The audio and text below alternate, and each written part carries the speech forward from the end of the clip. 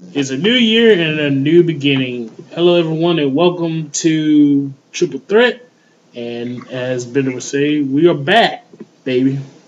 We're awake. Shit. Yeah, we had a lot of good things. Hope everybody had a good holiday, Christmas, New Year's. And unfortunately, Mother Nature kept me under the weather. That's why we're so late behind. And we also had some birthdays. Mine and the Pike is a year older. Yeah, we also Yeah. want, we also want to wish Mr. Hardcore's daughter a happy birthday, and definitely a lot of birthdays. We had a lot of birthdays this week. Yeah. Yeah, me Yeah. and the Pike turned into Martin Landau and who's the other guy in the Grumpy Old Men? Oh my goodness, yeah. And what? Gustafson, what was the You Gustafson? never seen Grumpy Old Men? Yeah, you Gustafson. That was Walter, not Martin. Sorry. Oh, yeah, Walter Walter Matthau. Matthau and Jack. Walter Matthau and Jack Lemmon. Yeah, I, classic stuff. I Hey, apologize. it's a funny movie, so you get a pass. The It's first one and the second one was both funny.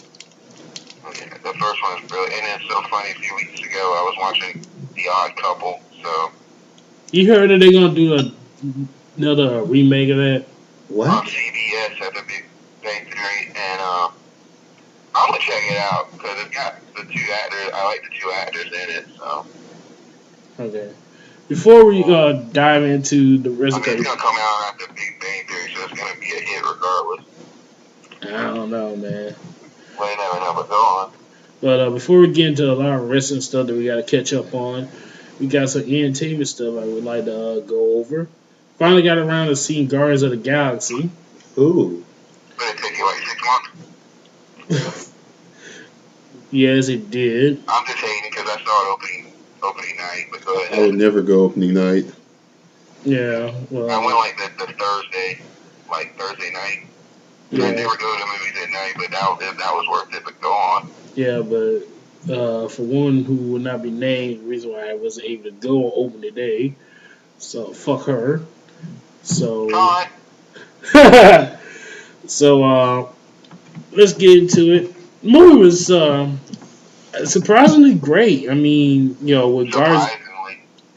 with Guardians of the Galaxy not really being a well-known Marvel Yeah, store. I love how everyone thought this was gonna be the first Marvel bomb, and this, it's like the biggest film of the year. Yeah, pretty much everybody did their part. Batista surprised the hell out of me in that movie. Did a Oh my God, did a Batista, He was fantastic. fantastic. Batista, good lord, the fucking catchphrases. I mean, the whole, I laughed when Star-Lord did the whole finger on the throat thing. Yeah, he's like, why would I He's like, put my finger on his throat? and it's like, no, that's just an expression. It's like, you get it right. And the guy was like, yeah. And then Batista was like, no, no. And then And then the the part, whole keeping of the knife. yeah, I'm gonna keep your knife. And then I like the part. Favorite knife. And then I like the part when they escaped in jail and Batista and Draz is like, friend, what did you come back with? And he came back with his Walkman and he went imbecile. Hearing him. My wife was cracking. I got on Blu-ray, and my wife watched it with me, and she was cracking up when he did the whole like spare me your foul gaze. Yeah. And so I liked it. I really enjoyed it. I was talking about that movie for over a year, and just I was gung ho and like, who bet? I couldn't picture anyone but Bradley Cooper being the raccoon. That I one mean, part that one part where Rocket and Groot were trying to catch a Star Lord and they accidentally caught Kamala and Rocket's like, dude, you gotta know your no, you're sexist. sexes. Uh, That And was it's like, what fun. am I? It's like, ain't no one like me except me. Yeah, and then when he was It drove my wife crazy with the whole I am Groot thing. yeah, then when he shot Star Lord, like I like the fire things of life. He shot him with electricity. That was funny. I swear that the one of the very key components that made that movie a hit was that awesome soundtrack. Yeah, Great soundtrack. I I give mean, I give Hooked on a Feeling, the perfect song to go with. I give Vin Diesel props because dude not only did Iron Groot like 1,000 times in English, but he did like a bunch of times in in like the different languages, like French. yeah, which is probably kind of hard, but dude got a lot of money for it, and Yeah. he's gonna be wishing that he never took this job, because people He gonna does. keep asking him to say I am Groot from now Yeah, on. he knows a thing or two already about being a part of franchises. So, you know, so I think it'll have it covered. And of course, come on, when it comes to space movies, as long as you got Zoe Saldana, you're gonna have a great flick. I mean, Is she more hotter in the green outfit, I think so. or do you think Karen, what's her name from Doctor Who? She was great. Yeah, Karen Gillan, she was great too. You know. Yeah, she was a lot hot with bald head and blue. Yeah. The movie had one of the best openings. Walking Dead's Merle, as John do. It's just a blue Merle. Yeah, I mean, I kept telling that story. I said you gonna see you, and I told him not to. I had to admit that was a badass movie with the Arrow. Now they could do that with like 5 more. That would be awesome. That'd be cool. But but I gotta ask you, what'd you think of Thanos? You mean Thanos? Yeah, Thanos. Yeah. I liked it. I want to see more. It's very interesting. I didn't like what's his name, Rowan the Accuser. You didn't like him? He was good, but I wish they did more with him. Yeah. It was just kind of like a throw-in, kind of thing. That was a nice little touch because it's so spacey and Thanos throw in it. I think Josh Brolin's going to do a great job with that role. I can't wait to see more of him. Yeah, I can't wait for the Infinity War. And it was just funny and it was just a great story. Bravo to James Gunn making the hell of that movie. That tells you right there, Batista ain't never coming back. Of course. Oh yeah, we gotta talk about this though. He ain't coming back to WWE after that. Well, that and the Bond movie. The Bond movie. Shit. But we gotta talk about this right here. The scene in the collector's place. About the after credit scene. No, talking about when they went to gave the ore to the collector. Yeah. It went the Played war. optionally by Benicio del Toro. Yeah. And when the war decided she was gonna try to fuck up the whole exchange, I was like, damn. That was crazy. Yeah. And the whole, what was I gonna say? And the whole thing. And but speaking, well, go ahead. Sorry. No, I was just gonna say, like, where would you now, having seen it, where would you rank it of the Marvel flicks? What, Guardians of the Galaxy? Yeah. Let's see. Captain America, Winter Soldier #1, Captain America 2, Iron Man 1, 3, Avengers. I take that back. Avengers #2, Captain America 3. The first Avenger. 4 would be Guardians of the Galaxy, and 5 would be Iron Man 2.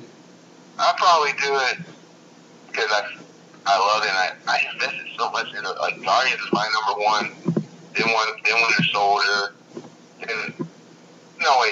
For me it's Guardians, then Avengers, then Winter Soldier, then Iron Man 1, and then Captain America 1. Nice. Really between that and the Edward Norton Incredible Hulk. Yeah, that was good too. Yeah. Yeah. So, Kid. Yeah, gonna go right now. The best I've seen had to be Guardians of the Galaxy. Because man, like that was a great opening with the Redbone when he was dancing into the hole. That was great. That and then. I would jam into that. Oh yeah, that. I was dancing in the theater with that. Oh yeah, the final scene where he was doing the dance song. Oh, that was great. And I'm like, seriously? That was genius. Dance on, bro. Sound distracting. Yeah, but you said Guardians 1 and what? Guardians 1, Avengers 2. Number 3 would be Now we're talking about Marvel movies. Yeah, Yeah. Marvel movies. And we're talking all time, right? Yes. Okay. Number three would be Spider-Man 2. Number four would be Captain America, the Winter Soldier, and number five would be, honestly, surprisingly enough, the first Thor movie. Oh Now, let me no. tell you Yeah, why. Let me Thor would be my 7. let me tell you why. Since we started this, I'm gonna have to say the second Thor movie. If it wasn't I for haven't seen it. if it wasn't for Loki, I would have hated this movie. I'm just, Loki did make it better. I mean, I'm serious. It probably might agree with me, might not, but I swear to I God, like the first Thor better, honestly. I swear to God, it's this is why I don't like the Thor movies. It seems more like a romantic comedy than the actual hero movie. Well, Thor is the romantic of the group. I mean, Yeah, I thought the reason why I when you put look at all the others, Thor is really the romantic And I one. swear to God, I like, it kind of makes sense they did. Like him and Spider-Man, in terms of Marvel people, they are the two main romantic people. no, yeah, they're not. Spider-Man is romantic. Gambit's romantic. Who? Don't say that. What'd you say, CK? He said Garrett's romantic. Well, now that he's Channing Tatum, probably. Oh Uh, God. I'm and sorry, but too soon. Sorry. but I didn't say nothing. but am I the only one that thought that Natalie Portman's friend was annoying in the second one? At times, but I get it though. No, she was completely annoying in this one. I couldn't stand. I just wish that Christopher Eccleston's character killed her off. Jesus. I don't know how much longer they're supposed to be together because then Thor hook up with what's her name? Well, there's supposed to be romantic interest with him and Lady Sif. Yeah. And then going right back to Guardians, I just want to say major props to Star Lord Chris Pratt for being that dedicated to getting shape. Because if you ever saw him in Parks and Rec, he was fucking huge. Yeah, he made me a fan. And he lost. He really wanted it, and he lost 60 pounds. So. Yeah, he made me a fan so much I went and bought the action figure. Got it for cheap too. I mean, got to, and can we please talk about the after credit scene? For what? The fact that they showed Howard the Duck. I screamed in the theater at that. Yeah, if you were in the 80s, you know exactly what that was. Yeah. You're just like, what? The 80s or watched it on Cinemax in the 90s. I was more surprised that it was voiced by Seth Green. I love that because him and James Gunn and the Red are so close. And I didn't even realize it was him until afterwards. And please make a Howard the Duck movie. I'll go see that. Oh, my God. It depends if You got to. If Ant-Man does well, then they probably might do it. Now to me, that film's the bigger gamble than Guardians. That is a gamble. Well, since we talked about it, let's get into it. The Ant-Man trailer came out. I really don't have any thoughts about it. It looks okay. I always find it interesting how a lot of times Marvel will pick these actors you don't think are going to be action stars, and they give them this ball like they did it with Robert Downey Jr., Mark Ruffalo as the whole, Chris Pratt as Star-Lord, and now they're trying with Paul, and I do like Paul Rudd, so since like Anchorman and Knocked Up and whatever, so this is interesting. It's interesting. I mean, I'm gonna go see it, but I don't know if it's gonna be a big hit like the others. It's interesting though. And 9 times out of 10, he's probably gonna appear in Avengers 2. So.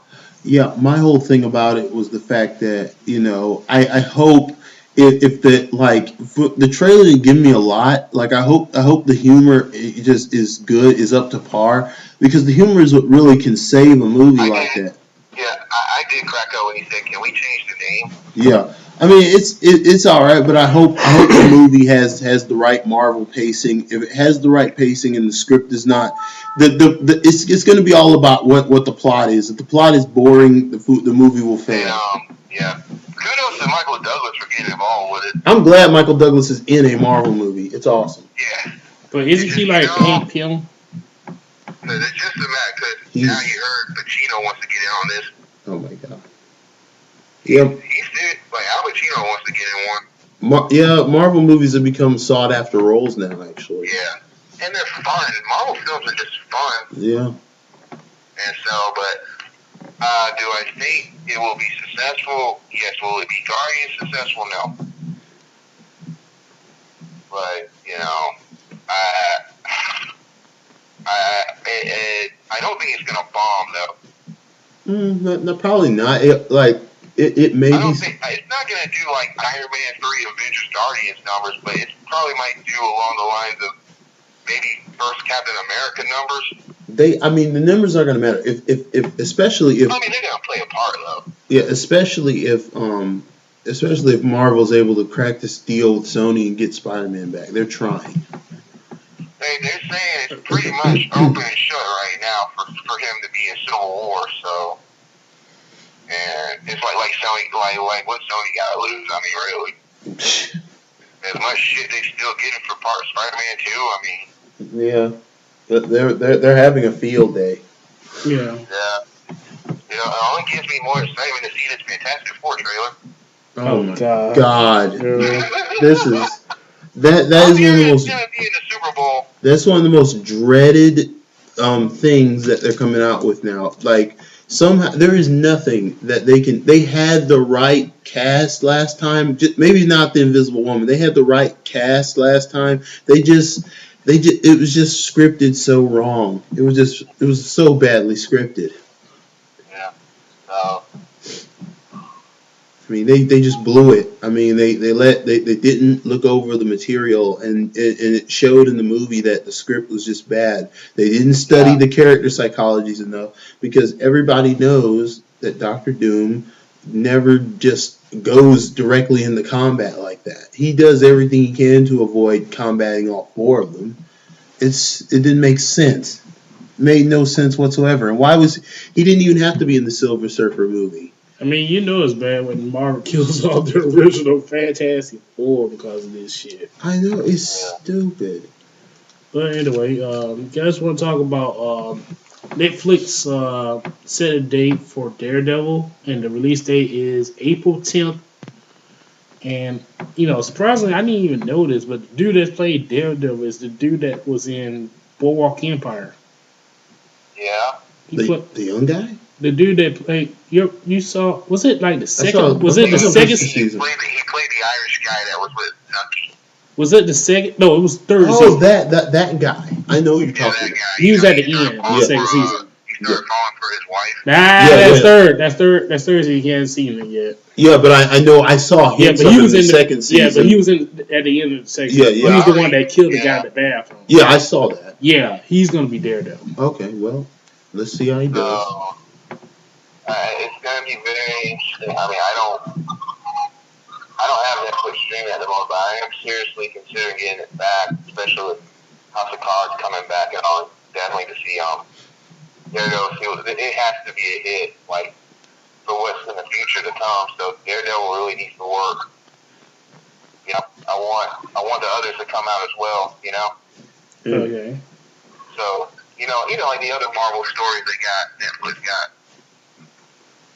So, you know, like Jessica Jones and Iron Fist and Luke Cage. Luke Cage, yeah. So this has to work. Netflix has to make this work. Yeah, they do. Yeah. This is probably more pressure they had than when they had House of Cards and Orange is the New Black. This is their pressure moment right here.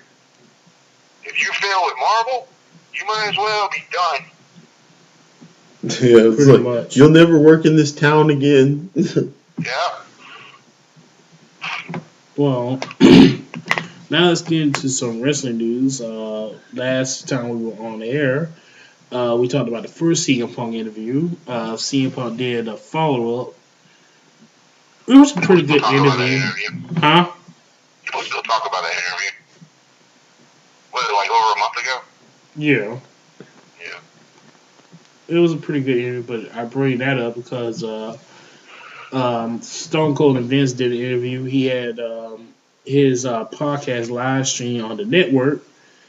Pretty interesting interview with Vince. I don't think it did pretty much to help Vince. No, it I think didn't. it did more to hurt him. There was too many corporate answers. Well, It not wasn't really that. It corporate just answers. Vince's It's had just that. Pretty much, he didn't say anything that was like Well, awe-inspiring. I'll give Stone Cold credit. He stuck to his guns and he did what he said he was gonna do. He didn't pull no He punches. did try to dig him. Granted, he didn't dig him a lot more than we want him to, but he did answer a lot of questions that Vince probably didn't want him to answer. I mean, give him question. I mean, asking. That was ballsy asking about Cesaro. That's the one that got me. That's the one that got me a little bit personal. That was ballsy. You know, here's the problem. Like, I just didn't understand Vince's answer to that question. I take it like this. I think that was Vince's way of getting back at Cesaro because of Cesaro, trashing the company. That's the only rational thing I can think of why Vince would be doing something like this. And the Vince I would ask, was that truly what was best for business? Because Cesaro was red hot. I mean, Cesaro is one of your top guys. And the reason why he's trashing the company is the very reason why why Stone Cold is digging you in this interview. I mean, where does the common sense come in? Like, you're bearing, like, you're holding down. Well, he pretty much buried the whole roster. Yeah. That, your boss doesn't really give a shit about you. I mean, that's just pretty bad. And then Triple H had to do damage control and tell the talent that, Vince didn't mean anything by it. It's just, but see, that's the thing. The damage control isn't working necessarily because there was a silent protest in the back over some crap because over that card. And like the problem is, you had in TLC, you had Bray and them. Bray went over. Bray's been over. They're just not pushing him as main heel when he should be main heel. They brought back the Authority. They didn't need to bring back the Authority. They needed, like, they had the gun. They had an opportunity there to really just reinvigorate the product. But they just decided, we're just going to bring Triple H and Stephanie back because we can't depend on anyone else. And like, we're just going to have the Authority just do what they did all last year. And we're going to bring back the same faces to do the same thing they did last year. You talking about the Cesaro thing? Yeah.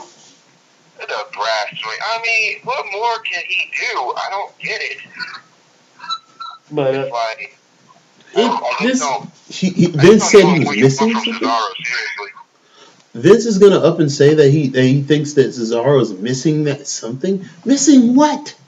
That was the most BS answer. He's missing a great interesting. You give him these ridiculous angles. Let me. Like, him and Tyson Kidd would be so great together. They're actually good tag team, but they actually give him something to work with. Yeah, I mean, that team could work for real. Instead of feeding them to the New Day. And goddamn, I feel bad for Kofi and Big E and Xavier Woods. They should have made them heels. They should have went for it. Should have. I mean, that would have been one of the best stables out. I mean, goddamn, they like this fake ass rejected ugly people bullshit. Like, I kept trying with it with Xavier Woods doing the James Brown thing, but I can't do it. Yeah. It's like stupid. So, but the cat, what's it called? The cat did it. Yeah. Yeah, but when Cat did it, he was a heel. I know. Yeah, it's stupid. Did it. Even though it was stupid, this is more stupid. Yeah, it is actually. It's starting to feel with New Day. It's starting to feel like Bo Dallas, like this kind of thing. Like, are you face? Are you waiting to be heel? Or are you just being annoying like a heel, you know? Yeah, but at least with Bo Dallas, he was a little bit over with it. Before it started to tank. Some of those kids are digging it, I guess, but, you know. And then, what else did Vince say? Most of the points, though, was about Cesaro. He pretty much trashed both Wyatt, Ziggler. Yeah, and I remember that. He trashed the whole locker room. He did. Yeah, and then he talked about how he was sorry about giving CM Punk his pink slip on his wedding day and that he didn't know that was his wedding day, which is total BS. Yeah, he ain't sorry. That was evenly planned out. especially with Triple H. Especially, I have no doubt about it that Triple H did that shit on purpose. That's something I thought was very If cool. what CM Punk said on the interview was true, he told Triple H that he wasn't good enough for him to fight with him at WrestleMania. Oh yeah, Triple H did that shit on purpose. I mean, I believe it in a heartbeat. I mean, it's surprising it took them this long to finally bury AJ Lee, especially after the way she lost her women's title match. I mean, saying like that. I mean, trying to put Paige over around. That was a direct hit at AJ to make her look bad. Lose like in 3 minutes to Paige like that in her debut. No, I meant like when she lost the title to Nikki, the way she did. I was talking about both times. Yeah. The way they lost, but I think the way she lost to Nikki is worse. Yeah. Did her little comment on Raw. Oh, which one? The one where she said talent is a sexual transmitted disease. But when she won the Slammy. Yeah. Then talking about the NXT girl, talking about Bayley and Charlotte and Sasha Banks, and I mean, I'm pretty sure she's gonna come back. And speaking of Sasha Banks and Charlotte, going in from the interview, let's talk about the R Evolution pay-per-view, the Nexus pay-per-view. That to me was a great pay-per-view. Very good. I mean, it wasn't like something that blew my mind, but it was a great wrestling pay-per-view. It really was. The match between the Ascension and what's his name? The Ascension and you talking about the match between the Ascension and the Dragon team. Yeah. No. He's talking about the one with Kalisto and Sin Cara. No. What's his name? He's talking about Itami, Hideo Itami. And Finn Balor. Yeah, and Finn Balor. He's talking about that one. That was freaking awesome. I hate those names. I wish we could call him Kenta. Personally, I wish we could say Kenta and Prince Devitt. Yeah, God, that's got away with Prince. I mean, so I'm saying he's Kenta. I don't see. It's like when they tried to call Vader the Mastodon. For good God's sake, just call them their names and don't try to steal the rights. I saw that match on YouTube. It's so good. Like those guys just. Wouldn't be surprised if at least one of those two get called up this year. Yeah, but will they be used? And will Finn Balor get used the pain? Probably not. I'm just saying. I think anybody that is a threat, anybody that becomes that rises to a certain point where they are a threat to John Cena will be buried. It happened. It happened to everyone. Bray started outshining John Cena. They buried him. Cesaro had already outshined John Cena. They buried him. I think at some point, after a while. Yeah, that's what I was going to say. Dolph Ziggler. When Dolph Ziggler started trying to grab Vince McMahon's brass rings, as he so put it, whenever somebody tries to reach for the damn brass rings, Vince puts his foot on your face and puts you underground. I hate that fucking that phrase. Yeah. Brass ring. I don't know what it means. I think Olympics when they say that. Yeah, I don't know, but Vince McMahon basically the brass rings, I guess, are on Vince McMahon's belt when you try to blow him. I don't know, but anyway, if he, I'm just giving. I'm not saying I'm saying you might be right. I'm just saying that's what it is, and I think anyone that gets close to the light of John Cena will burn. We got a lot to talk about John Cena in a moment. Yeah, But let's get back to this. The match opened up with Kevin Owens versus C.J. Parker. Very good match. Very good. Actually, I did enjoy that. The Lucha Dragons versus the Vaudeville Villains. I love the Vaudeville Villains. It's entertaining, but I don't know how they're gonna get that gimmick over in the main roster. It probably wouldn't work in main roster. I'm just saying it's very good to do the silent era movies. It's pretty cool. I think it's possible. Not in the main. Not on television. They would get over though. Not in the main roster, but with NXT, it works. You gotta really start small with it. Start doing those vignettes with it, you know? They would have to, like, for it to get over on national television, they would have to do a lot of vignettes before they brought them in to really get everybody, really get the because you're not, the fans are going to get it, but the spectators and the regular audience members are going to have no clue who these guys are, what they're about, because most people don't even know what silent era films are. I mean, and the detail in which they did the vaudevillains was very good. I mean, they had it. They had the strobe pixels. They had all stuff for film students. They really hit the mark. Throwing names, throwing like Buster Keaton and Chaplin and all that. Yeah, they had those vaudeville kind of show feel. You know, it was good. I mean, man, it was really good. I mean, and then when you bring them in, like, you could get them heat. I mean, they could try to turn, like, you could have them, if they feuded with the New Day and tried to turn the New Day into a minstrel act, that would cause racial tension. It would be ratings. It'd be heavy ratings. Does anybody have anything about Baron Corbin versus Ty Dillinger?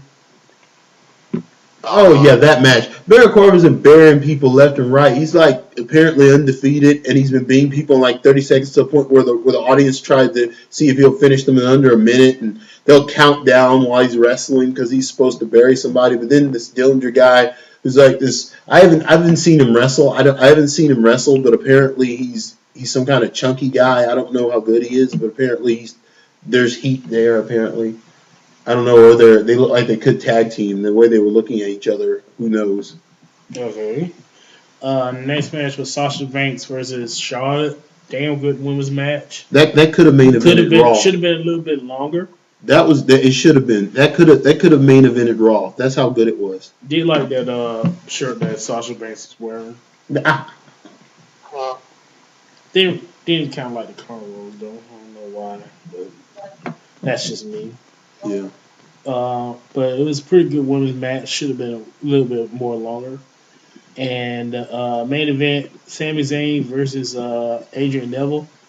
I have to say, pretty much was a good match to end the year. Great match to end the year. My only criticism about that match is that they really wanted to take it there. Like after when I wouldn't have ended it where they ended it. Like it should have gone one more volley.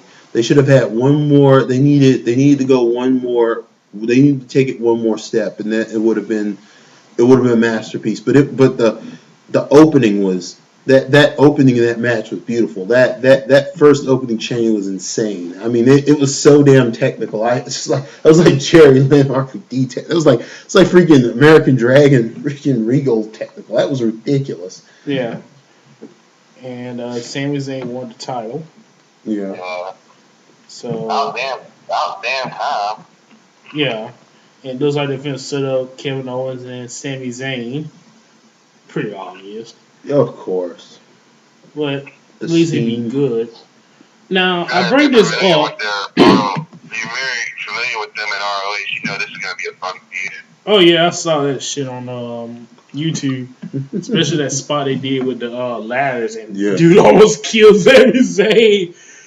Powerbomb them on the ladder. They're great.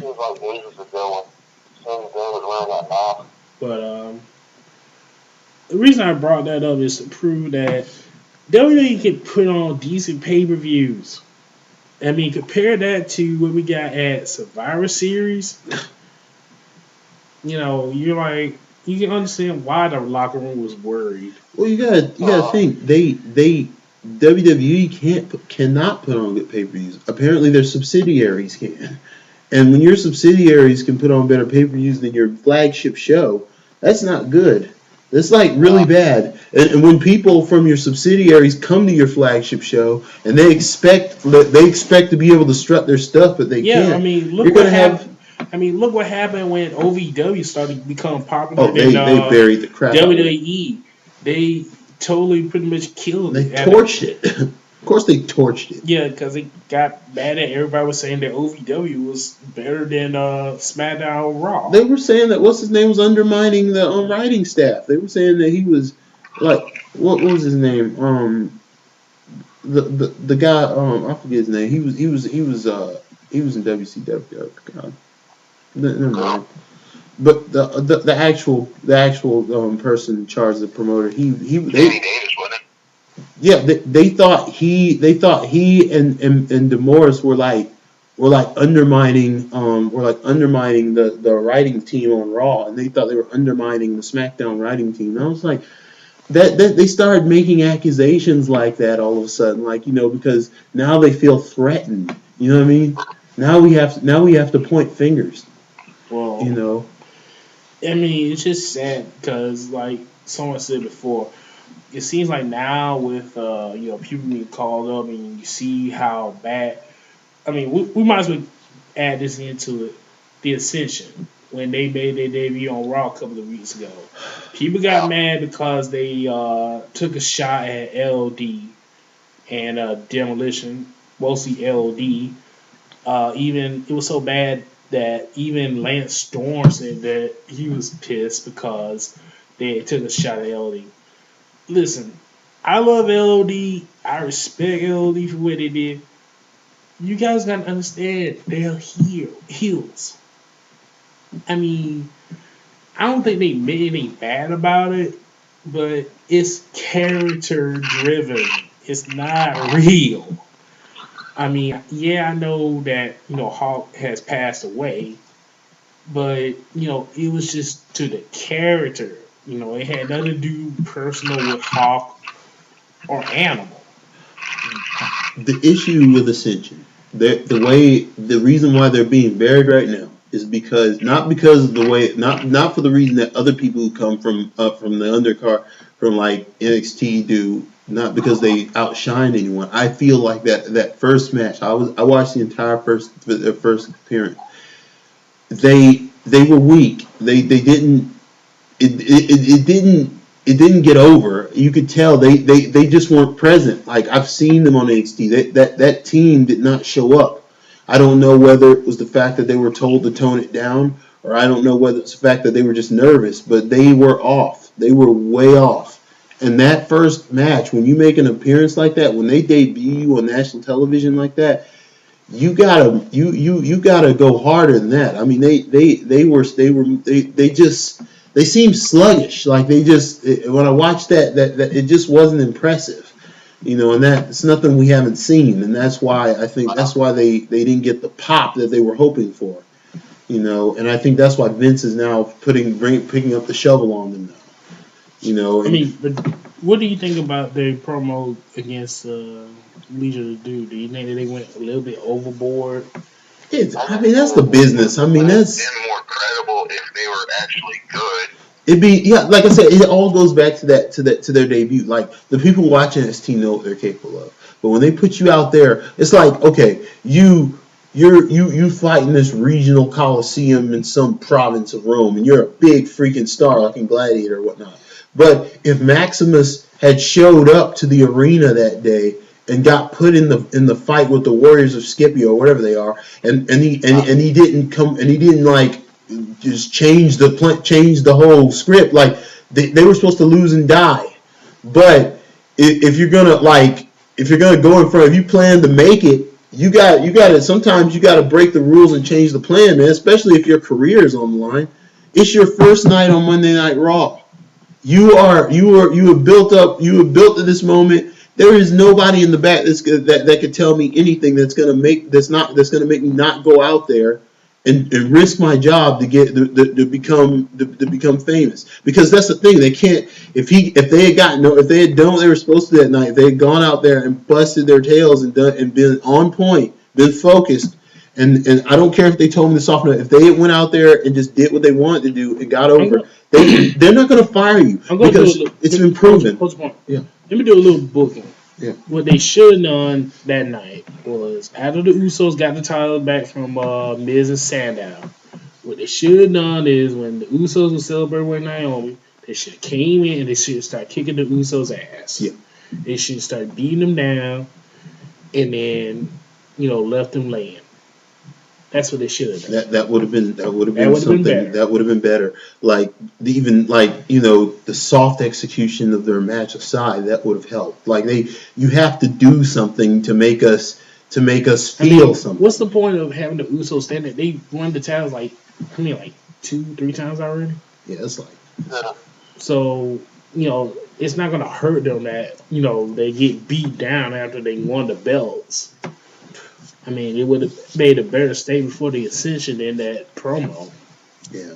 But you can go back to your point. My point was just that I feel like it's been proven in WWE history over the years that the people who make it, the people who really make it and are able to maneuver around Vince's hand of holding them down are the people who go out there and they despite no matter I don't care what the agents tell you back there, they don't care what the writers are telling you. You do what they tell you, but you get yourself over.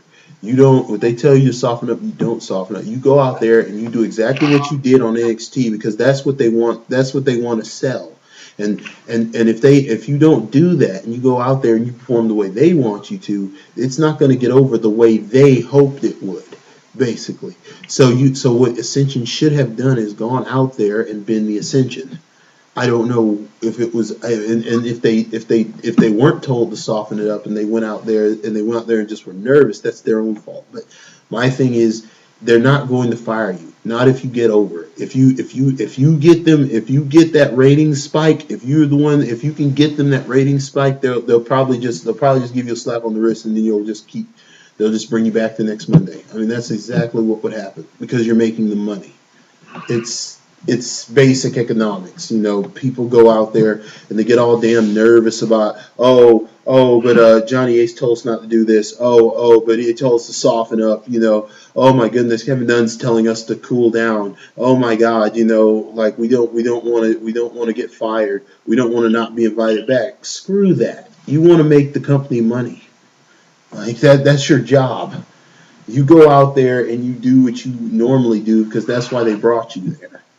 It's that simple. I mean, when you're a team, like they give you an entrance like when you're the Ascension and you come out on Monday Night Raw and you have a name like the Ascension and you look like they do. When you get into that ring, you better be ready to deliver. Like you better be ready to deliver, or else you'll end up getting buried by a bunch of men in their 40s and 50s. Yeah, it's just a shame because now you kind of wonder if they bring. I mean, you saw it with Charlotte when they brought her up and she faced Natalya. She lost to Natalya. It's a nightmare. And kind of worry about when Charlotte, Sasha. With Charlotte with Natalya, that was really an NXT promotion. It was a Wii promotion. She lost. I'm saying though, they weren't gonna have her beat Natalya though. But does it really matter if she beat Natalya? I mean, if you promoted the NXT, that they remember her though. But if she is your NXT Women's Champion, you're trying to promote the pay-per-view, it would make sense to have her beat Natalya. Okay, to show that she's strong. Only if it meant that they were going to fight again, though. I mean, they fought before. Huh? They fought before, right? I'm saying though, it would build more interest though to beat her, and then she comes back wanting to kick her ass, though. The thing about that though is the fact that I have trouble understanding where NXT stands in the hierarchy of the WWE. Well, from what I heard, Kevin Dunn hates it. Of course he does. He's an asshole. I think he hates it, but Triple H does like it, though. It's his baby. Of course Triple H likes it. So, it doesn't matter if Kevin Dunn doesn't like it. Well, now it does, because Vince is still in charge. Yeah, but Triple H is getting more and more power, so. Yeah.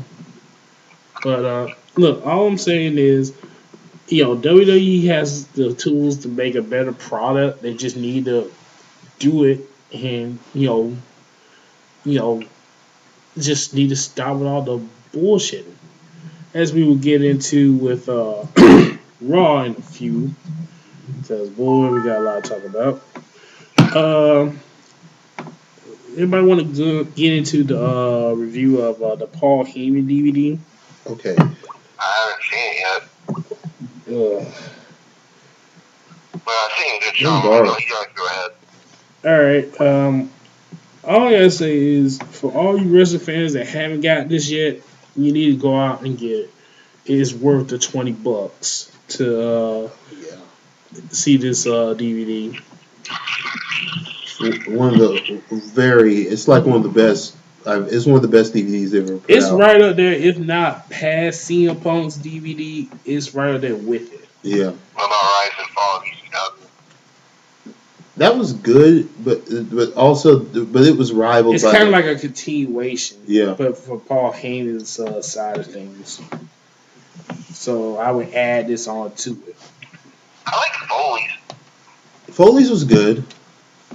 Yeah, Foley's was good. Stone Cold's was good. Yeah, but They got based on how they say what you want about WWE. They make great DVDs. The Macho Man collection was good. I enjoyed that.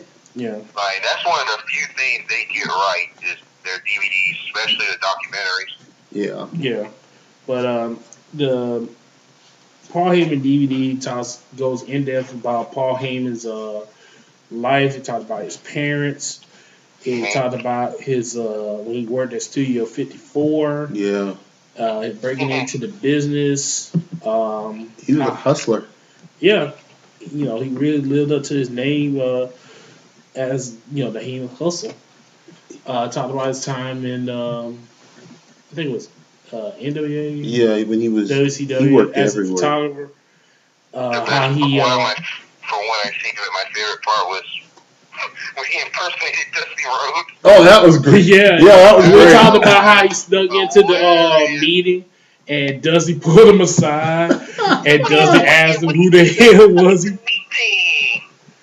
And he asked him who the hell was he. Yeah. And he just snuck right in there. Because I'm a genius and I know it all.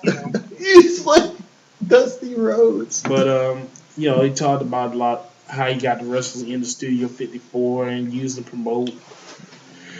And they talked a little bit about the Dangerous Alliance. Oh yeah, I remember the Dangerous. Which was pretty cool. And one of the cool things about the DVD, they showed Paul Heyman his work with ECW and how Paul would get people to do promos. That was cool. That was pretty much cool to see. They talked about his time with WWE on SmackDown and how he beat the crap out of Raw and ratings. And if you did not like Stephanie before this DVD, you would absolutely hate her. Yeah. After watching this DVD and how she tried to downgrade Paul, but she tried to do it in a nicer way. Yeah. I'm like, oh god damn it. The whole story about how he got fired with the phone conference that he was listening to the Raw call, but see the way he told it was so great because he tells you he makes you almost believe that he didn't listen to the Raw call, but then you find out that he didn't listen to that particular Raw call. That's what he was telling them, but he had been listening to the Raw phone calls several weeks before. This guy was a. And then they get into the whole thing with December to Dismember and the whole the WWE ECW. They also touched on a little bit of him with CM Punk, which if there was any gripe with this, I would say that they didn't touch a lot on him managing CM Punk and him managing Brock. They did touch on it a little bit, but not a lot. I wish they did, but like I said, oh yeah, and then they talked a little bit about the Heyman Hustle and how that came to be after he left WWE. And like I said, if you're a fan, if you're an ECW diehard, and a fan of wrestling, or hell, like me, kind of for a kid into production work, get this DVD. You will not be disappointed. It's really good. All right, gentlemen, let's get into this. As we say, we've been gone for a while, and a lot has happened since we were gone.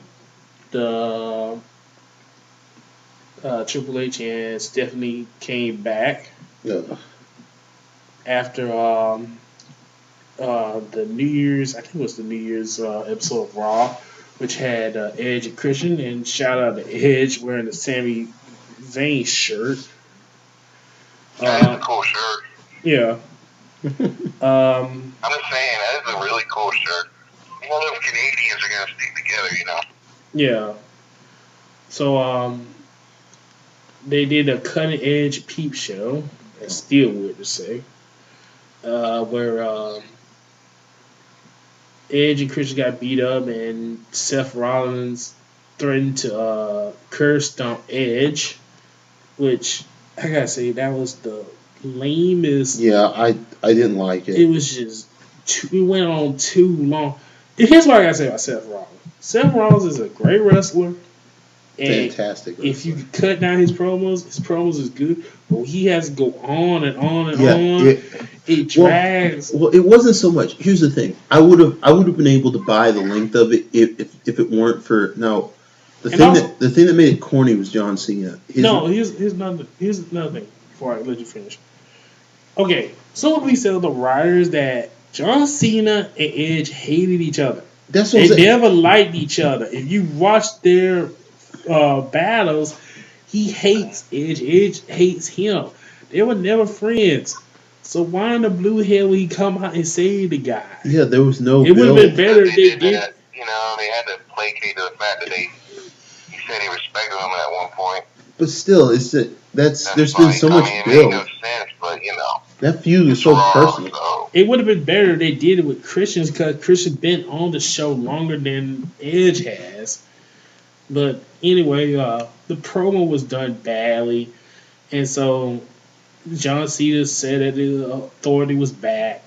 But it's And the way he did it. It didn't work. It was yeah, it so didn't work. cheesy and corny the way he was doing It pretty much killed everything about Survivor Series. I bring back the authority. I bring back the authority. Come on, John. Like and the way he tell him stop. Like John's freezing like a cartoon character. Dude, this is like a serious. You're trying to project to me. They're trying to project to me that this man's about to get his neck broke. But how can I concentrate on it when John Cena is acting so damn goofy out there? And also, I'm pretty sure Kirsten went in and broke his neck. No, it's stupid. Why couldn't you have just gotten a chair? I would have believed it then. No, they could do put his head in through. Why didn't they do that? I would have believed that.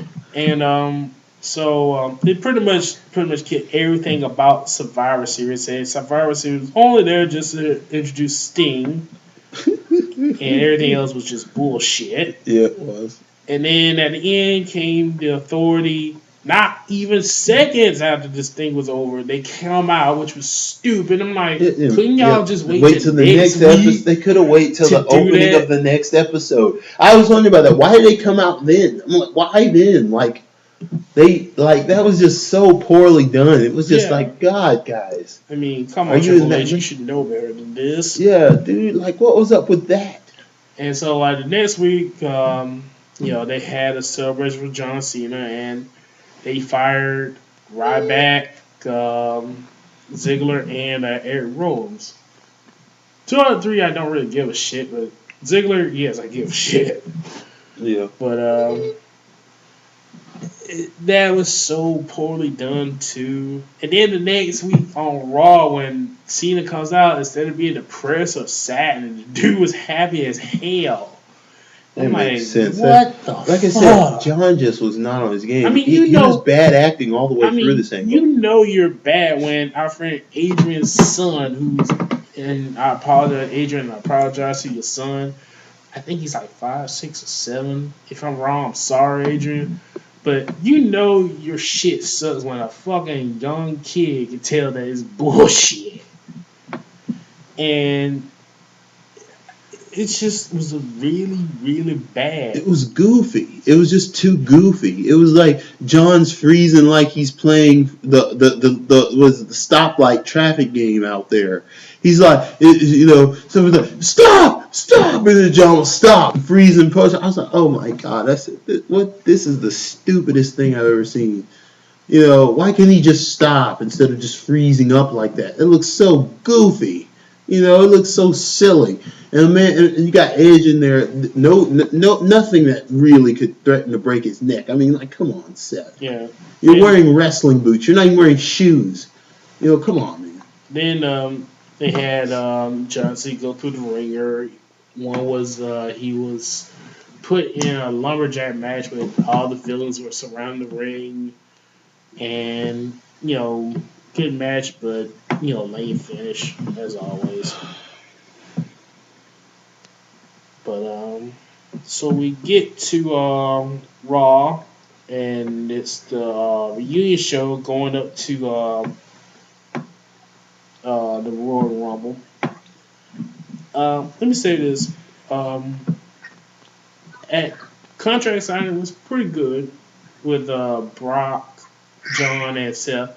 The only problem I had was Cena taking the damn curve stomp. Yeah, okay. I've been saying this. I've been telling everybody this. The way John Cena takes the curve stomp is so bad. No, this is bad. This is how bad it is. It was really bad. All right, Cena put Brock through the table. Cena then turned around and go with Triple H, taking his shirt off. Seth Rollins hits him. He's right here. Seth is right here for the go off the rope. Cena wasn't in position. So Cena had to go right here and position himself right here so Seth could stomp him. And then he jumps up. You got clearly see him jump up and get slammed on the ground. He's been doing that from day one. I hate the way John Cena takes that move. I don't know why he feels like he has to push himself off the mat, which I applaud him for the athleticism to be able to do a jumping push-up, but it's not needed. Just stay there and take a face bump. Brock was over on the table and he didn't jump up. He just got up a little bit and he took the stomp. That's what I'm saying. It's stupid. Like, why is John jumping up to take it? It looks stupid. It looks so fake to me. It looks overly fake. It's like, man, come on. So, John Cena comes out. I take it back. Brock actually comes out. And Brock is PO'd about what happened at the contract signing. And he wants to fight Seth. Triple H comes out and Triple H, tries to calm Brock. Not buying it. And then Stephanie comes out with Show and Kane. And I was waiting for Brock to say something like, serious and stuff. You think these two trying to intimidate me? I kicked Show's ass. I broke his arm. Like, what? Kane don't mean shit to me. That's what I'm saying. That they keep putting these guys out there like there's something. They're like, what? And then Cena comes out. And Cena says the dumbest shit that, it just made me want to face palm. This motherfucker says he's going to win the fucking WWE title. And if the Authority doesn't bring back Ziggler, Rollins, and Ryback, that he's going to sit his ass at home with the title. What? And I'm like, John, the fucking WWE champion doing that already. He's already doing it. He's already doing it. Like, he's been doing it for the last year. Like, what's up? I mean, is anybody in the WWE writers fucking, is Triple H and Vince reading this shit before they give it to John Taylor to say it? I mean, you're making it seem like a fucking idiot. They are making him look very stupid. I mean, your fucking champion is already doing that shit, and it's not even, to hurt the company. He's able to do that shit. What makes sense for Cena to do it too? But here's the thing. Why even give it to Cena at this point? It's not about that. It's just that it was a stupid thing for Cena to say. When your champion has been off TV for God knows how long, and he's finally making an appearance, and then you say, well, I'm going to do the same they do, and that's going to show the Authority to bring him back. I'm like, ugh. Oh my God. These last couple of segments in the Angle coming on every Monday have just been really bad, poorly executed, badly acted. I mean, I can understand why there was a silent protest in the back because of things like this. I can understand why they went into silent protest. Do you have anything to say about this? It's crazy. Well, it seems pretty straightforward with this Angle. I'm really glad I DVR Raw now so I can skim half this shit. I didn't even really listen to it. I mean, it's John. Well, it doesn't make sense. This whole storyline has just been ruined. When Seth Rollins got put in the match, I knew, okay, the rest of this is going to be ridiculous. It makes no sense he is in this match. Yeah. And the fact that, I will say this, one great thing about Seth is motherfucker can sell. I mean, yes, Seth can. He can Brock sell. Lesnar flipped his ass over. He can sell. I mean, He is. That was great. we should be seeing Seth versus Brock. I can't see this seriously. He's gonna sit his ass at home. He's just borrowing from the CM Punk handbook. Yeah. I'm gonna take the bill and sit at home and fuck Nikki Bella. You know, I mean, so the only highlight has been is Stephanie McMahon dancing when they did so the John Cena appreciation night. Oh my God. I was just alright. You know, remember what I'm talking about? Stephanie's out there just like, okay, yeah. I couldn't help but rewind that. I give her credit. She is a one courageous woman. She is a very courageous woman. I mean, you know, she just past 2 years, she just let herself go. I really mean that. Stephanie is a very courageous woman. Like, and for one, I know she can dance better than that. yeah, but I mean, I bet she can grind. It takes a really, oh my God, it takes a really brave person to go out there. Naomi good dancing wise, but she can dance better than that. Oh my God. And Triple H just like trying his best not to laugh. Oh. I mean, if there was ever a night that a kid was crying in that audience, it had to have been that night. That's what Triple H should have comforted the kid with that moment. Triple H the break character. You're getting ahead. Okay. But you guys been talking for the past 15 minutes. Yeah, but you're getting ahead. I'm sitting here chugging my Coca-Cola, going, okay. And thank you for hurting my ear when you were yelling just then. I'm sorry. It's all good. But go on. Sorry, go on. Anyway, but other than that, this whole storyline has just been done, and I hope they got a good chunk of it in soon, because this ain't working. They shouldn't even brought back the Authority. Seth Rollins, you're doing the best you can, Seth. I know you are. But man, this gotta stop. It's not his fault. They need to get the. They shouldn't have brought back the Authority. Well, we knew that the Authority was going to come back, but it was just lame how they do it. It was just lame how they did it, and they executed bad. Whenever he's there, I mean. But let's run down Raw for. We got to mention that Daniel Bryan is back. Yes. Daniel, please take care of your neck this time. Yeah. Yeah, Daniel Bryan entered the Rumble. Had a match. He's like a member of the Samurai now.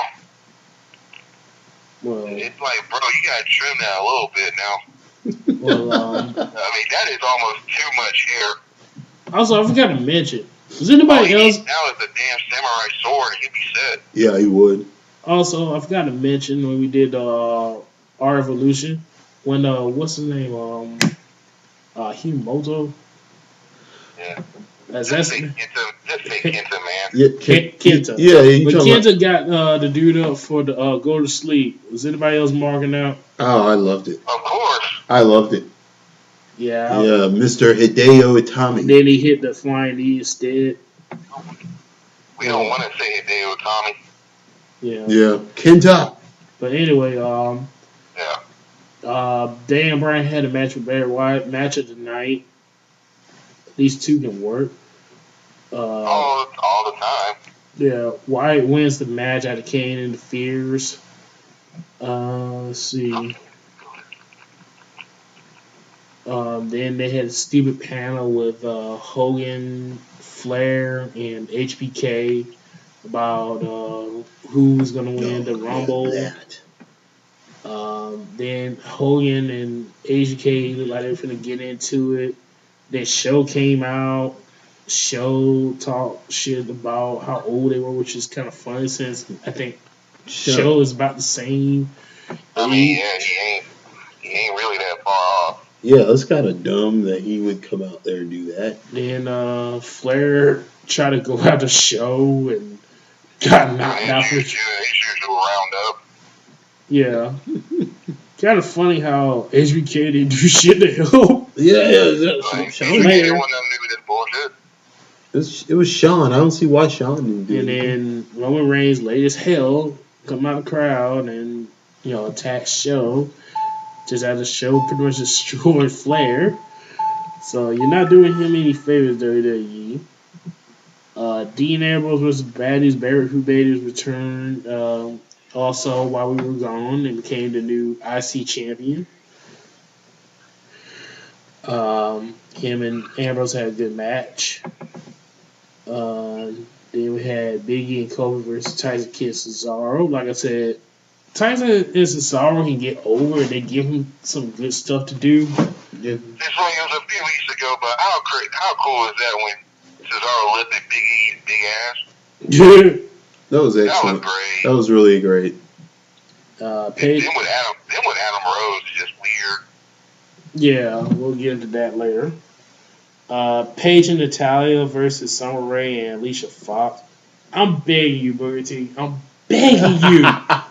For the love of God, Booker T, please teach this woman how to do a fucking scissor kick right. You had to talk about this than Cesaro and Kid and Rose. This is the part we had to talk about. No, I said Alicia we're talking. Fox doing that. I said we'll talk about it later. You have to make an aside on that Damn, one. I mean, That needed an aside. But Paige Johnson, whatever. Paige is not here. Only Paige. the only. If there was only one time, the only reason to watch Total Divas now. if there was one time I wish I was Big E, it was that one time with her and Big E. Wow. Yeah. I just think that's just great. She's on the show. Fuck all of y'all. The fact that when one of the topics on Total Divas is how she keeps groping Natalia, I'm not complaining. Yeah, she grew. And I went on, as soon as that, I went on YouTube and found that match, and she showed that literally. Hell, she broke Big E. I mean, you know. That was one time when you wish you were Biggie. That was one of those times when you just wish you were somebody. Yeah, like I want to be like Natalia. Come on. Don't like you didn't like No, it. didn't they? No, weren't they mad when she gave her that supposedly weed brownie? Oh yeah, they were a little. Weren't they mad about that? I think they did get a little. Yeah. Which is kind of weird seeing that both Fandango and Barrett was there and nobody said shit. Yeah, it was fun, and it turned out it wasn't a pot brownie. She was just messing with her. She's a kid. She's got to do stupid shit like that. Well, Yeah. can't blame her. Yeah. Miz versus Jey Uso, nobody cares. Then they What? had Rusev versus True, nobody cares about that. Then they had Cena versus Big Show, Seth Rollins and Kane, which was agonizing to watch until the Yeah, end. you still watched it. Yeah, because I'm dedicated. Then, good catch. Then we had Icon Sting finally showed up on Raw. After all the months of people thinking he was going to show up on Raw, he didn't even show up to the end. Sting finally showed, which I gotta say is the dumbest. Critiquing WWE again is the dumbest way for them to show him. Is there in front of the WWE logo, coming out the back of the entrance. Oh, yeah, that thing, yeah. Like, I know what that is. Sure. Y'all talking about that? Yeah. Yeah. That. And it was just dumb the way they did that shit. And then Sting just standing up there at the top of the ramp pointing to Triple H, and Triple H is there with Kane and showing him like, somebody going to tag him or anything? And then Seth gets rolled up, gets the 3 count, and finally Ziggler, Ryback, and Rollins get their job back. And my God, I was laughing my ass off when Triple H went, Sting! You don't belong here! Sting! Yeah, that was funny how he pointed at Triple H like that. And it was so bad that it scared the kid, and Triple H had to go and console the kid. That was funny. And my wife's cousin, Jamie, who who doesn't watch wrestling at all can't stand it. Even we were hanging out today, and she even mentioned that her did that. And she said, "That's really cool." And I'm just sitting there laughing, going, "Yeah." I'm playing along with, I don't know what happened. Like some wrestler was talking to some kid or whatever, and the kid started crying, and he was comforting him. I'm like, oh yeah? Like, yeah. And took him backstage. I'm just playing along, like, seriously? Really? Like, yeah. Wow. That's really neat. I had no idea. All the while you. And then I turned my head and rolled my eyes, like, oh my god. Oh. And then that's the hot dude topic is Triple H comforting a kid. Yeah. One time Muda broke character in Japan when a kid started crying because he got scared of the Muda costume. Like one time Muda broke character and just had to stop and be like, "It's okay." And proof that you're doing a job when you can make a kid cry. Mm-hmm. Yeah. But no, so let this be led to you younger audiences. If you go to a Raw and you're front row and you start crying, you might just be the lucky one to go backstage. Yeah, it was an advertisement. Want to cry too. It might work. I don't know if you're a black child. Oh. Well, no. I think. Oh. Whoa, that may be a topic for another show. Black. I was gonna go there. maybe it was Titus O'Neil wrestling. Maybe. Oh my god. No, but well, so after that, You're a racist bastard. No, I'm not. So then after that, Brock Lesnar comes out and Brock starts beating up on Seth Rollins. Not Shane, but Kane and Show try to help out. Kane gets F5 for his trouble. Then Brock goes after Seth Rollins again. Like, Show. I don't care who you are. Like, when you can lift Big Show like that, that is an amazing. Oh yeah, I knew there was something I forgot. I still get impressed anytime somebody does that. I knew there was something I forgot. What did you do? Motherfucking Show. Talking about dumbass things people say. Okay. Last year was the Andre the Giant Battle Royal, right?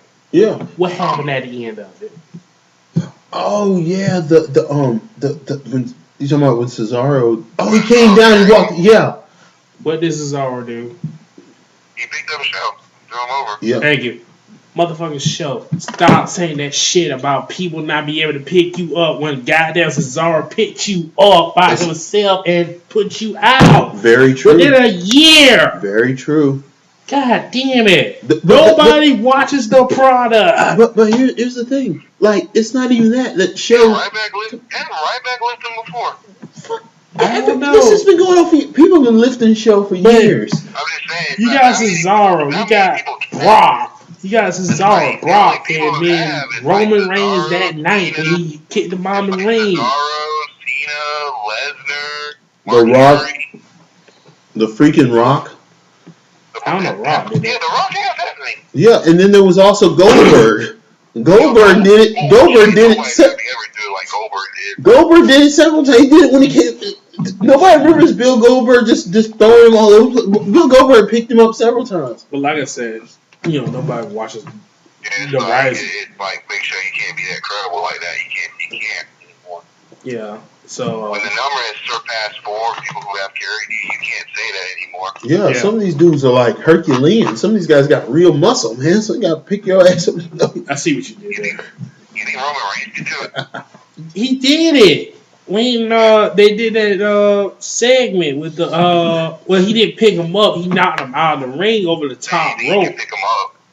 I don't know. That'd be a hell of a thing to see. But yeah, it was another stupid thing with what people say. But the end of the Raw was good. But it's just been crab after crab after crab with Raw. It was only a good time to finally see Brock do something and F5 in both Kane and Show. Yeah. To make a person mark the fuck out. He had to do it, man. So, gentlemen, let's get down to it. One question. Has anybody been watching SmackDown on Thursdays? No. Why? I have. I'm just saying. I really enjoyed those commercials, by the way. The Thursday. Oh, Thursday. Yeah, Do you we're want going back to notice when Thursday. you notice they Nikki elbows Brie in the head? No, I didn't notice that. Yeah, and when she covered her mouth, she kind of elbowed her in the head. That was Revenge. yeah, and the Paige one was the best one because she screamed out loud. But other than that, SmackDown on Thursday is SmackDown on Thursday. Back to its original day. When it was on UPN, yeah.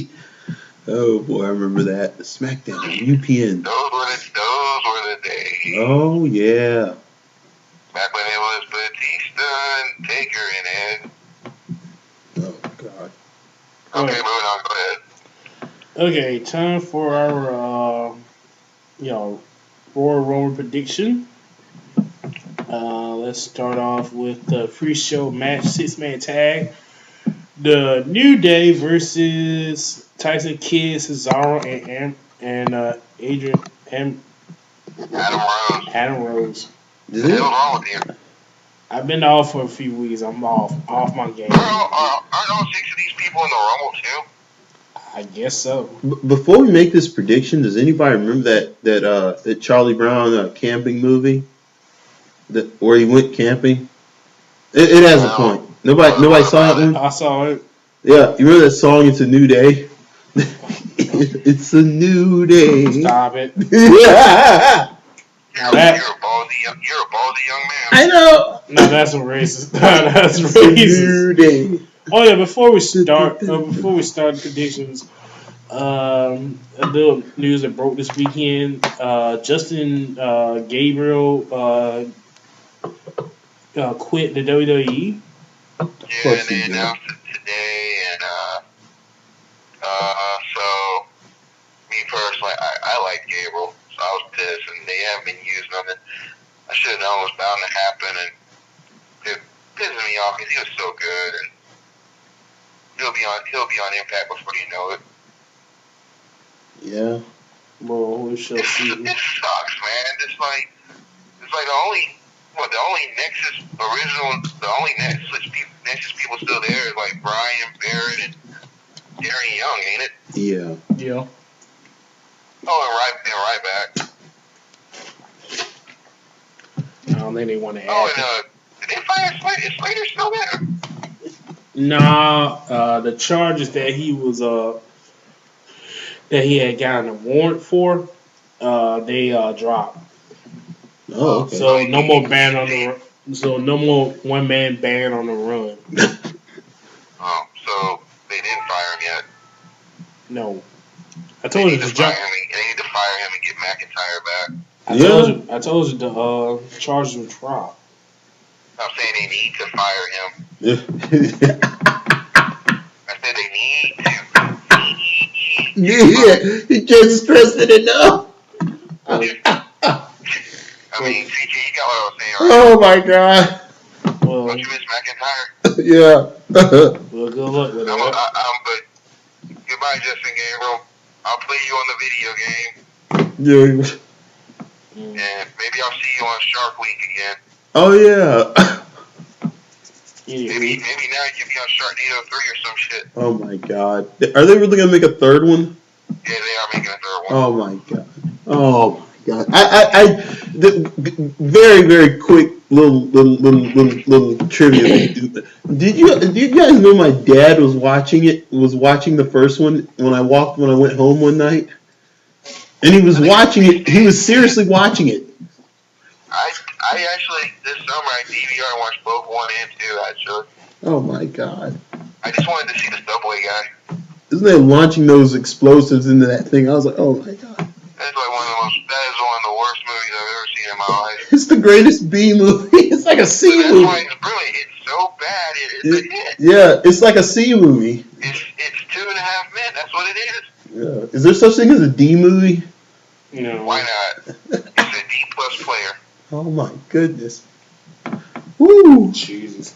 Anyway, talk about DB plus match. Would you give? Talking about New Day and so Cesaro's gonna job. I'm gonna say New Day. See here. They've been shoveling Cesaro. I think they're gonna bury him more. They're gonna go ahead and shovel on some more dirt. Give the kids something to be happy about so they can clap their hands. And it's a new day. It is a new praise. Pause. It's a new day. I don't get it. It's a stereotype of the African American denominational system coming up with these new Christian groups and trying to affect the community, so they come up with these gospel kind of groups. And, it's like say, oh, it's a new day, and it's Why like. Why don't you just go with it? Why don't you put Titus O'Neil in there, make him do something? I know it's ridiculous. I bet you can make it better. I'm just saying. Now that Gabriel's gone, I might as well work for O'Neil now. Jesus. I know, it's sad. Oil. Anyway. Goodness. So, I guess a unanimous is New Day. Let's go with tag match. The Ascension versus the New Age Outlaws. I'm going with Ascension. Yeah, I have to get very like that. When you get clothesline by JBL like that, you're pretty much buried. So I guess they're gonna have Ascension beat the crap out of New Age Outlaws. Yeah, the New Age Outlaws are the whipping boys for. I don't know what. I don't. The exact same thing with Usos. I don't know if this will. Yeah, they did. I don't know if this will help their case, but I don't know how good this match is gonna be. But it. All I can say for Ascension is they better go out there and make something happen. They better go out there and impress and do something to impress Vince if they want to stay on. If they want to stay on national television, they better do something. If you can't get a good match with the Outlaws, you might as well be done. I know. I mean, if anything, anybody could get a good tag match. I mean, I could tag up with Shaddai and go out there and have a good match with the Outlaws. That's how good they are at tagging. I got a tag team with one of my dogs against Outlaws. Yeah. Next match, another tag match. God damn. Nikki and Paige versus the Bella Twins. Paige and Natalya. I don't know. I honestly don't know. The Bella Twins, they've been really trying to get them over. As long as Paige keeps looking at Natalya, it's a win for all of us. I guess I'm going to say Paige and Natalya in the next pay-per-view. There'll be a triple threat with those two against Nikki for the belt. So. That's a good thought. That's probably what will happen. Yeah, I figured, That's a good I'm reason. going to say Paige and Natalya because they're my two favorite divas. So. It'll probably be Paige and Natalya. I just don't see the Bellas beating them.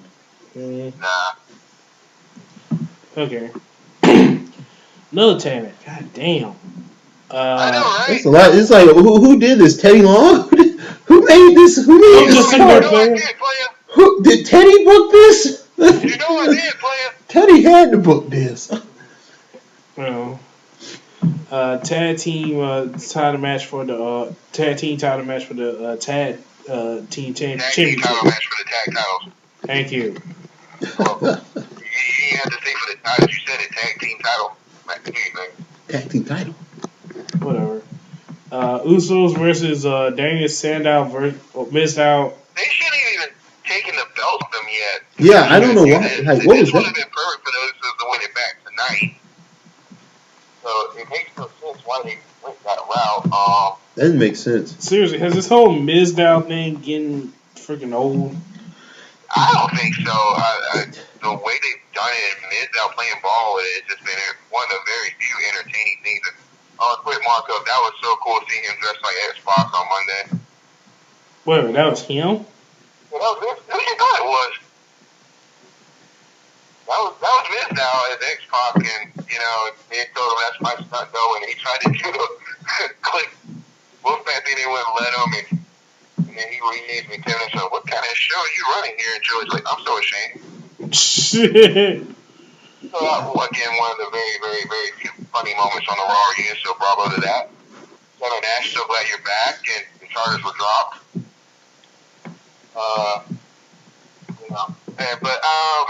Jesus. I've been picking phases so far, so I don't know. Miz and Mizdow get the belts back. Maybe. I'm going with the Usos. All four of them in the Rumble anyway, so. they may think the Usos are more money than Mizdow right now, even though Mizdow is getting over. But I mean, they're great athletes. They're just not that interesting as champions. yeah, They're great though. I like them, but yeah, I don't know if their characters aren't developed to where I really know them. Except for the entrance, the entrance is great. The entrance is wonderful, but who are they as characters? That's the thing. Seriously. Like we All don't I know about them is they're Rikishi's sons and Jay or whichever the hell is married to Naomi. That's it. That's what I'm saying. They're always in a good mood. But like I said, with other tag teams, other big time tag teams, you always knew the individual personalities of each team member. Like them. Yeah. There's you no. think they're never gonna break up? I hope they don't, because it wouldn't. What would they do with them? I mean, really. Dude, they could go the Steiner route, and one breaks up, one becomes the heel and gets a new hairstyle and shit like that. I know, but nobody even knows who Rick is anymore. No, because look what happened when Rikishi went heel. It didn't turn out so well. Yeah, it didn't go well. I did it. Just wait. Yeah, they need to hold off on that. Wait. Yeah, you're right. So, CK, you made whoever's gonna win, they're gonna end up losing to the Ascension probably. That's why I say Usos. Yeah, Usos. They're gonna feud Usos with the Ascension. That would be the plan. All right. Next match is the triple threat match for the WWE World Heavyweight Championship. Brock Lesnar, John Cena, and Seth motherfucking Rollins.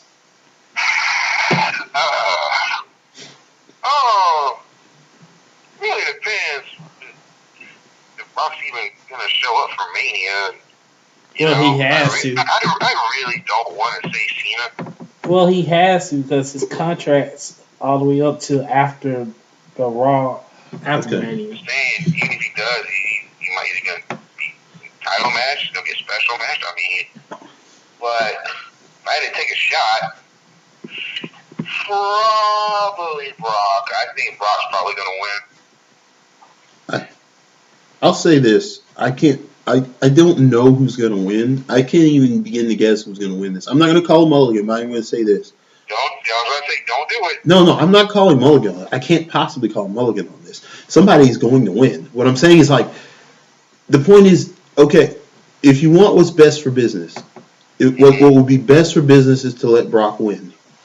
Because right now, the way things are set up, the worst thing they did was put Cena in this situation at all. Like, it's just the fact that, what do we get if John wins?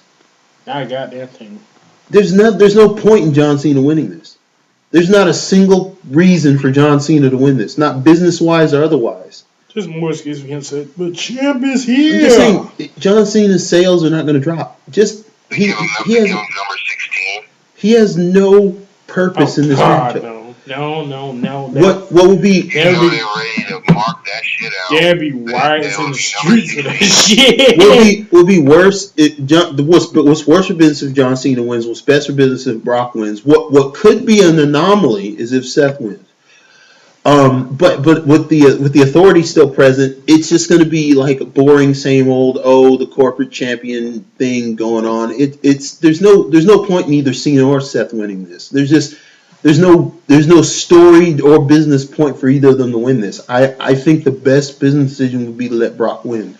But at the moment, I have no idea what direction. It's WWE. They have every time I've made a guess to something in a match like this to where I think they're going to make the right business decision, they've gone the complete other way. So I have no idea who's going to win it. I'm just telling you what the result will be if with each person winning.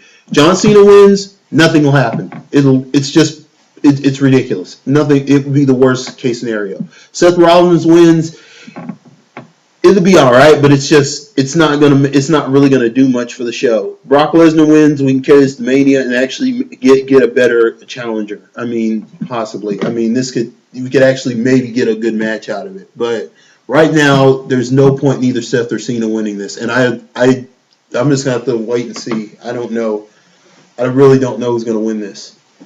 I would like to see Brock win this, but WWE does dumb shit all the time. Who knows? Did you make your prediction? Yeah, you said Brock. Brock first. Okay. Uh, What would be match tonight? nah, nah. I would say the Rumble would be the match of the night. I would go with Brock, but my feelings is that Cena will win, and then Seth will cash in the Money in the Bank, and then Seth will get the title. That's probably that can play out. Yeah, that could play out. That's very possible. That, or if WWE were smart about it, like Cena would win. Seth would try to see if they were smart about it, but they would have it to where some kind of play on play could happen there. Seth would cash in if Brock won. Seth cashes in. If they wanted to get the belt, the Seth, they should have him cash in on Brock and not Cena.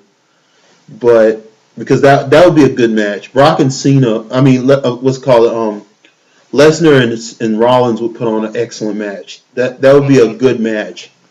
You would have Heyman and Lesnar versus the Authority, and and like I said, it would put Lesnar and Heyman kind of in a somewhat face role, but it was I mean both groups would still be heels, but it'd be a really good heel feud.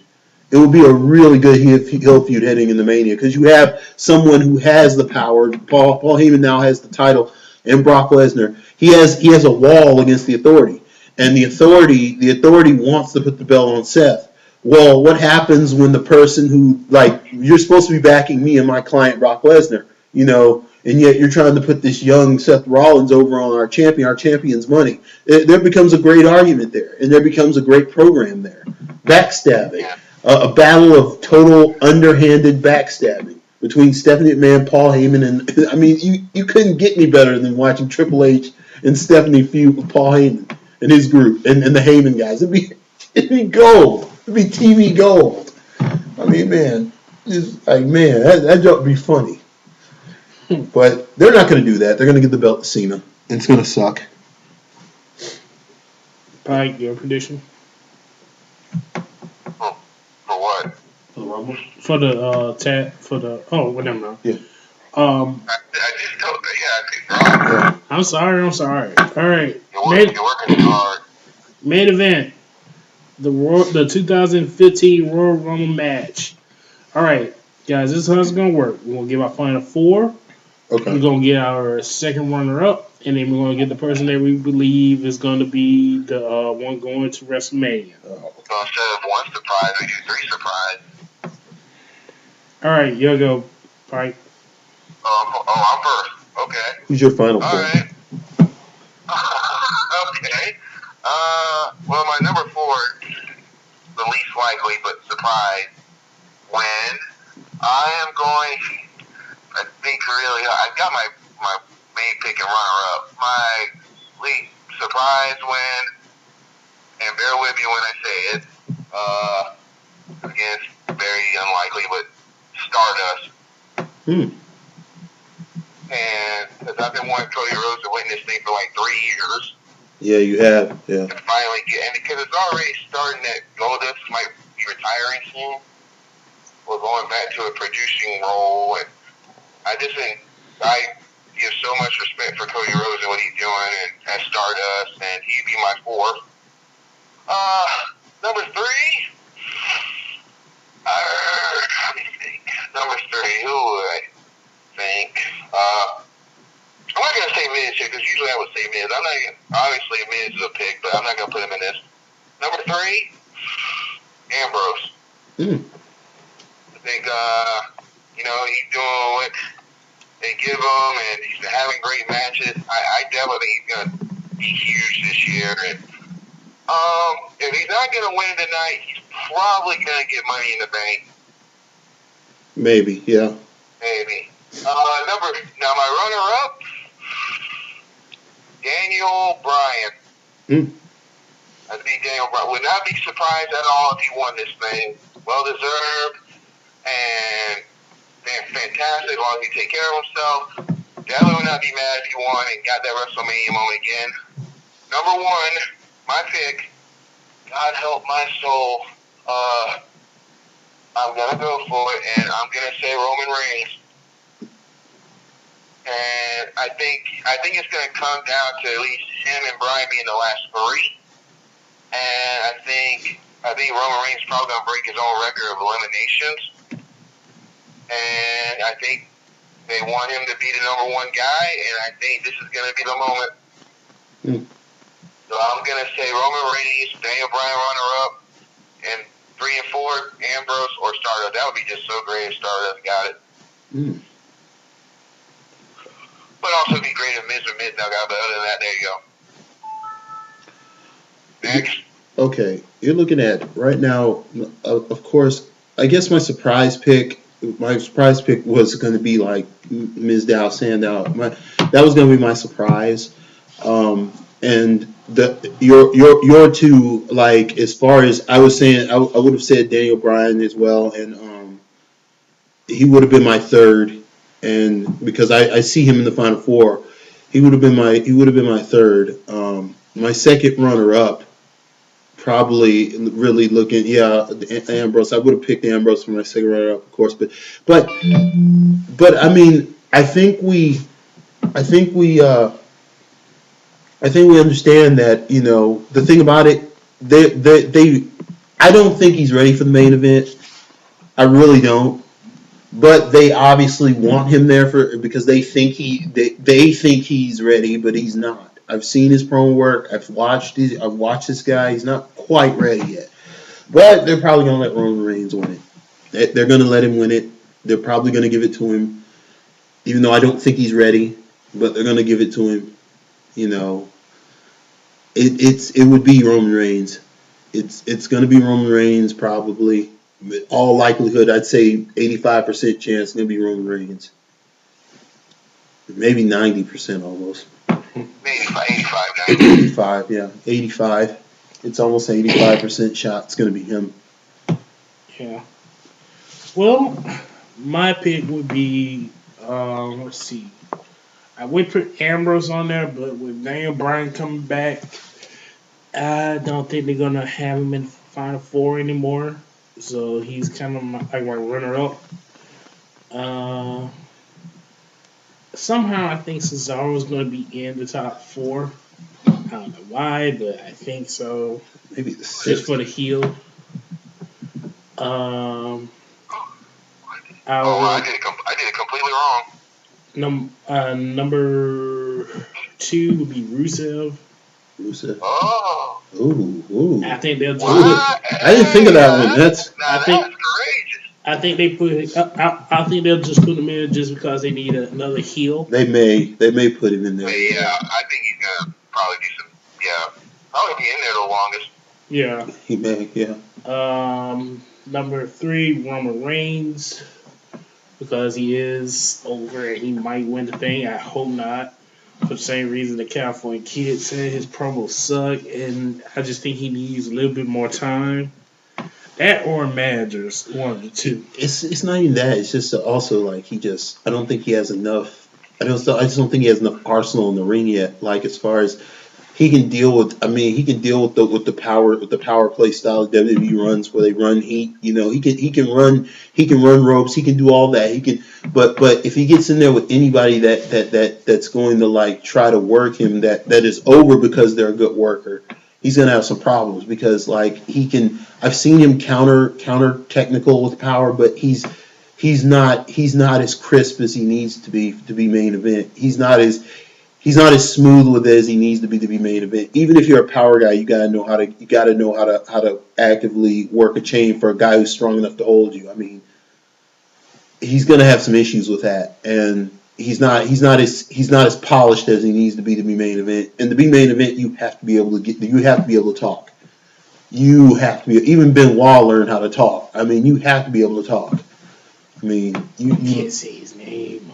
Oh yeah, it's actually, but you know what I mean. They know everybody has to learn how to talk to make main event. But and my number 1 pick would be Daniel Bryan. If they're smart, they pick up where Daniel Bryan left off. Plus, I think Homeboy deserves a do-over after the shitty writing and all the stuff that happened. And as we saw when he came back, he still had the crowd behind him. And my surprise pick, just for surprise, would be Dolph Ziggler. Yeah. Yeah, could be Dolph. Yeah, he got. I think he's long overdue. He is. So those are my picks. Dolph is a good worker. I mean, it's just Well, I mean, he would be alive for it since the whole thing was Survivor Series, but with the whole thing with the Authority, you can't really trust it now, can we? Yeah, that's why I was saying the Authority didn't need to come back. Yeah, it's just. Yeah. And then I hope to see another great holy shit moment from Kofi. Kofi is the one thing that I'm looking forward to in this thing. Kofi never lets us down. He's never let us down in these things. He's always got something for us.